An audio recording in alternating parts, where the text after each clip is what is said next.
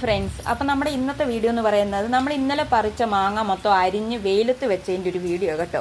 അപ്പം വേണ്ടേ, ഇന്നലെ പറിച്ച മാങ്ങ മൊത്തം ചതവും കാര്യങ്ങളും ഒക്കെയാണ്. അത് മൊത്തം നമ്മൾ ആ ചതഞ്ഞ ഭാഗം മൊത്തം കണ്ടിച്ച് കളഞ്ഞ് അതിനകത്തൊരു കുരു ഉണ്ടല്ലോ, മാങ്ങാണ്ടി എന്നൊക്കെ പറയുമല്ലോ, അത് മൊത്തം നമ്മൾ കളഞ്ഞ് എടുത്ത് ഇങ്ങനെ നമ്മൾ പൂളി എടുക്കുന്നുണ്ട് കേട്ടോ. പൂളി എടുത്തതിന് ശേഷം ഞാൻ അരിയുന്നതെന്ന് പറഞ്ഞു കഴിഞ്ഞാൽ ഈ വണ്ണത്തിലാണ് നമ്മൾ മാങ്ങ പൂളി എടുക്കുന്നത് കേട്ടോ.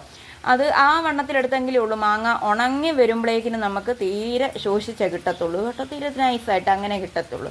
അപ്പം മാങ്ങ മൊത്തം ഞാൻ അരിഞ്ഞെടുത്തു. പിന്നെ ഈ മിച്ചം എന്തൊക്കെ ഇങ്ങനത്തെ മൈദ കണ്ടില്ലേ, ഇത് ലാസ്റ്റ് അതേന്ന് ഞാൻ പുളി എടുത്താണ്. ഇത് നമ്മൾ വെള്ളം തിളപ്പിച്ച് ഉപ്പ് ഇട്ട് വെള്ളം തിളപ്പിച്ച് അത് ഞാനങ്ങ് മാറ്റും കേട്ടോ. അത് നമുക്ക് ചമ്മന്തിയൊക്കെ അരയ്ക്കാനോ അല്ലെങ്കിൽ വേറെ എന്തെങ്കിലും കറിക്കൊക്കെ ഇടാനും ഒക്കെ ആയിട്ട് എടുക്കാം. പിന്നെയെന്ന് പറഞ്ഞു കഴിഞ്ഞാൽ ഞാൻ ലാസ്റ്റാണ് കേട്ടോ മാങ്ങ കഴുകത്തുള്ളൂ കേട്ടോ. തുടക്കത്തിൽ ഞാൻ മാങ്ങ കഴുകാറില്ല. അരിഞ്ഞെല്ലാം കഴിയുമ്പോഴേക്കിനും മാങ്ങ ഇതുപോലെ ഞാൻ കഴുകിയെടുക്കും. കഴുകിയെടുത്തതിന് ശേഷം ഞാൻ അരിപ്പയെ വെച്ചിട്ട് തോർത്തി എടുക്കാറുണ്ട്. അത് മൊത്തം നമ്മൾ തോർത്തി ഞാനൊരു അരമണിക്കൂറെങ്കിലും വെള്ളം തോരാൻ വേണ്ടി വെക്കും കേട്ടോ.